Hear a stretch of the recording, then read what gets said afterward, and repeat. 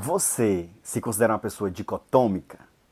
Pois bem, hoje nós iremos trazer elementos do que se trata o dicotomismo.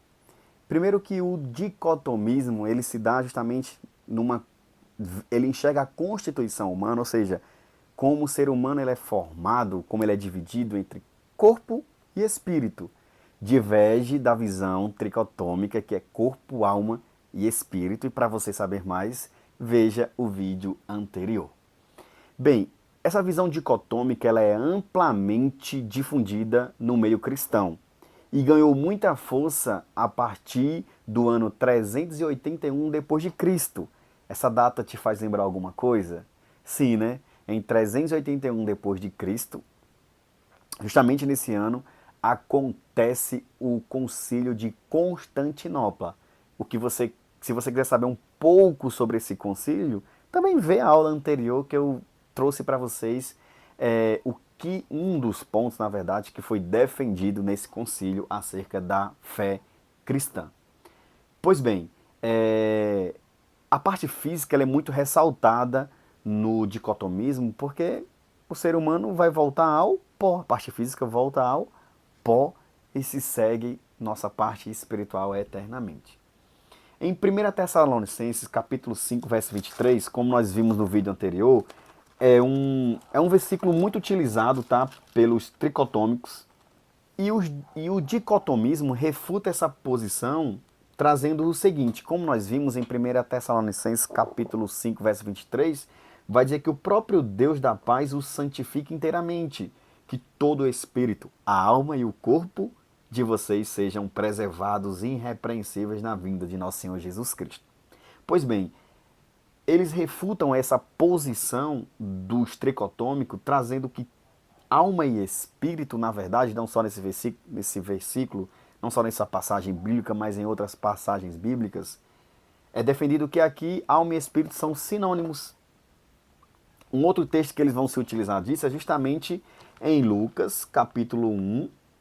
Lucas, capítulo 1. Justamente ali quando Maria está no Cântico de Maria, onde ela diz, no versículo 46 e 47. Então disse Maria, minha alma engrandece ao Senhor, e o meu espírito se alegra em Deus, meu Salvador. O autor, ou melhor, a visão dicotômica quer dizer que alma e espírito aqui são palavras intercambiáveis, são sinônimos. Por exemplo,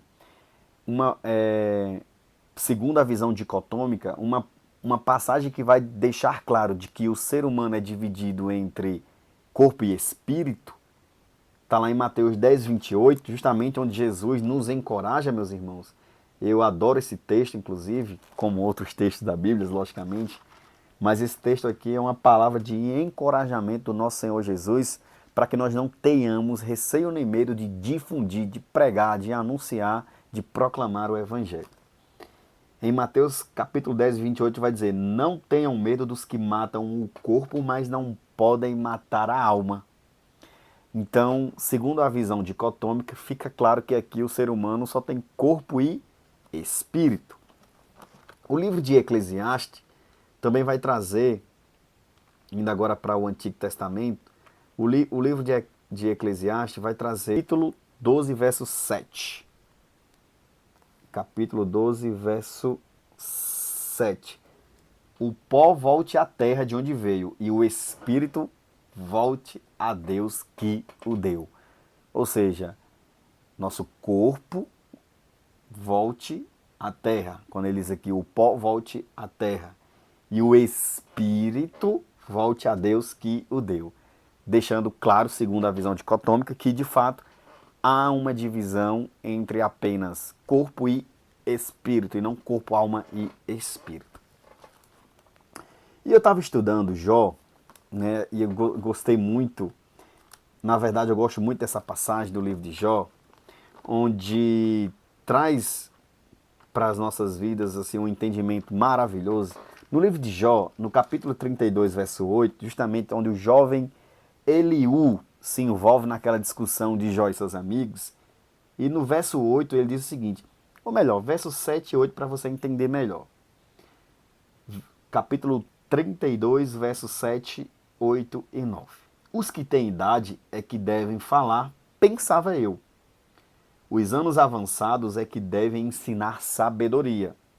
Mas é o espírito dentro do homem que lhe dá entendimento, o sopro do Todo-Poderoso. Ou seja, aqui ele vai deixar claro que o que traz entendimento ao homem é o espírito, o qual foi soprado pelo Deus Todo-Poderoso. Deixando claro que o espírito traz o entendimento para o homem, traz a sabedoria, traz as palavras certas, e não a alma, como é tratado no tricotomismo, onde a alma é que traz esse desenvolvimento racional, da razão, das relações, do sentimento, do raciocínio. E eu achei interessante essa passagem, porque o que traz o entendimento, segundo Jó, no capítulo 32, verso 8, é o espírito que está dentro do homem. E eu achei interessante essa visão, que concorda um pouco com a visão dicotômica, certo? Interessante, né? E também um outro texto que todos nós conhecemos, um texto muito famoso, Salmo 51, onde diz o seguinte: Cria em mim, do verso 10 ao verso 12, cria em mim um coração puro, ó Deus, e renova dentro de mim um espírito estável. Não me expulses da tua presença, não tires de mim o teu santo espírito. Devolve-me a alegria da tua salvação e sustenta-me com um espírito pronto a obedecer. Então, o entendimento de obedecer está no espírito. Um coração voltado à pureza, ou seja, deixar o pecado, mas obedecer a Deus em uma prática de santidade, também está no espírito. E justamente nesse Salmo 51, nestes 3 versículos, não se traz a ideia de uma alma que seria separado, mas não. A parte espiritual, a parte de entendimento reside no espírito, que também é mais um texto bíblico que corrobora, segundo a minha visão, tá? Isso que eu estava estudando, que corrobora com o dicotomismo. William Newton Clark diz: a pessoa, o agente moral autoconsciente, não é o corpo. Antes, ela habita e controla o corpo. O espírito de uma pessoa deve ser concebido como um corpóreo imaterial que habita o corpo e age por meio dele. Ele faz o questionamento, né? Não é o corpo o agente moral autoconsciente. Antes, ela habita e controla o corpo?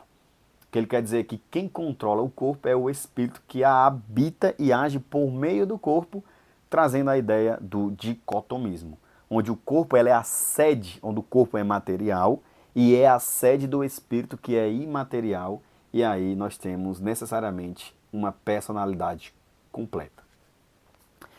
Lembra que eu trouxe para vocês que o dicotomismo ele se baseia em uma de suas defesas em relação ao tricotomismo é que alma e espírito, elas são palavras sinônimas e intercambiáveis. E para ficar melhor esse entendimento, eu vou trazer para vocês aqui, por exemplo, acerca da morte. A morte ela pode ser entendida como partida da alma ou entrega do espírito. Tanto quem entrega o espírito como quando a alma é partida, ela se vai, nós temos necessariamente a morte. Então, dentro desse quadrado da morte, dentro desse bloco morte, onde se dá pela partida da alma e a entrega do espírito, o autor vai trazer que essas palavras são sinônimas. Por exemplo, em Gênesis, todos os textos que eu vou falar agora para vocês, tá na versão ARC. Por exemplo, Gênesis 35, verso 18 vai dizer o seguinte, Gênesis 35, 18. E aconteceu que, saindo-se-lhe a alma, ela chamou o seu nome Benoni, mas seu pai chamou-lhe Benjamim, ou seja, saindo-se-lhe a alma, porque morreu. Certo? Uma outra passagem, 1 a Reis, capítulo 17, verso 21, onde Elias clama para a ressurreição ali do filho da viúva de Serepta. Então se estendeu sobre o menino 3 vezes e clamou ao Senhor e disse: Ó Senhor meu Deus, rogo-te que a alma deste menino torne a entrar nele. Ou seja, esse menino, ele tinha morrido, a sua alma teria saído dele. Então, para que ele voltasse a viver, deveria retornar a alma. Perceba que eu só estou trazendo acerca da morte textos que trazem a partida da alma.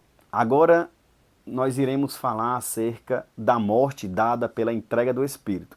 Já vimos textos que se referem à morte pela partida da alma. Agora a gente vai ver textos que falam da morte acerca da entrega do Espírito. Por exemplo, no livro de Salmos, no Salmo 31, vai dizer o seguinte, tem um verso 5. Nas tuas mãos encomendo o meu espírito. Olha aí. Tu me redimiste, Senhor, Deus da verdade. É a entrega do Espírito. Então nós temos a morte dada pelo Espírito. Lucas 23:46, um texto muito conhecido, onde Jesus entrega seu Espírito e, clamando Jesus com grande voz, disse: Pai, nas tuas mãos entrego o meu Espírito. E, havendo dito isto, expirou. Então nós vimos também a morte dada pela entrega do Espírito. Concluindo que a morte ela se dá tanto pela partida da alma como pela partida do Espírito, e isso são sinônimos. Outro bloco que vai também deixar claro essa questão de que eles são sinônimos é a perturbação. Nós vamos enxergar textos que falam de um espírito perturbado e de uma alma também angustiada e perturbada. Por exemplo, em Gênesis 41, versículo 8, e aconteceu que pela manhã o seu espírito perturbou-se, e enviou e chamou todos os adivinhadores do Egito e todos os seus sábios, e Faraó contou-lhes os seus sonhos, mas ninguém havia que os interpretasse a Faraó. Então, e aconteceu que pela manhã o seu espírito perturbou-se. Quem se perturba é o espírito. João 13:21, um texto muito conhecido, João 13:21, vai dizer que Jesus teve seu espírito ali, seu espírito perturbou-se com a morte de Lázaro. Tendo Jesus dito isto, turbou-se em espírito, ou seja, perturbou-se em espírito. E nós também vamos ver uma alma perturbada. Salmo 42:6. Já vimos o espírito que perturba-se, e agora a gente vai ver uma alma que também perturba-se. Salmo 42, verso 6, um salmo muito conhecido dos irmãos. Assim como a coça anseia pela corrente das águas, né? Mas já vamos falar sobre o verso 6. Vai dizer: ó meu Deus, dentro de mim a minha alma está abatida, pois isso lembra-me de ti desde a terra do Jordão e desde os Hermonitas. No verso 5 vai dizer: porque está abatida, ó minha alma, porque se perturba dentro de mim. Ou seja, uma alma perturbada. E João, capítulo 12, João 12, verso 7, também vai trazer essa ideia. Vou ler aqui para vocês. João 12, verso 7.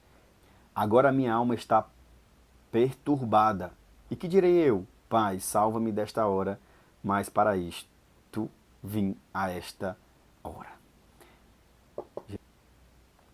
Também traz espírito perturbado ali, no momento em que Lázaro morre, e agora ele prestes, no momento de agonia, no momento de entrega do seu sacrifício, ele também traz uma alma perturbada. Então isso fica claro que, segundo a visão dicotômica, que é um argumento muito forte, inclusive, de que alma e espírito são sinônimos, inclusive tanto para perturbação como para morte em si. E aí, dentro dessa visão, o corpo é fundamental para ser instrumento de Deus, mas é para ser usado para realizar expressões e intenções do indivíduo. Mas a alma governa o corpo, de acordo também com a teologia sistemática do Millard Erickson. Se você gostou deste comentário acerca da visão do dicotomismo, que você curta e compartilhe com mais uma pessoa, pelo menos, para que essa pessoa seja abençoada, agraciada e tenha um entendimento ou um acesso a uma visão defendida biblicamente, assim também como a tricotômica. Que Deus nos abençoe.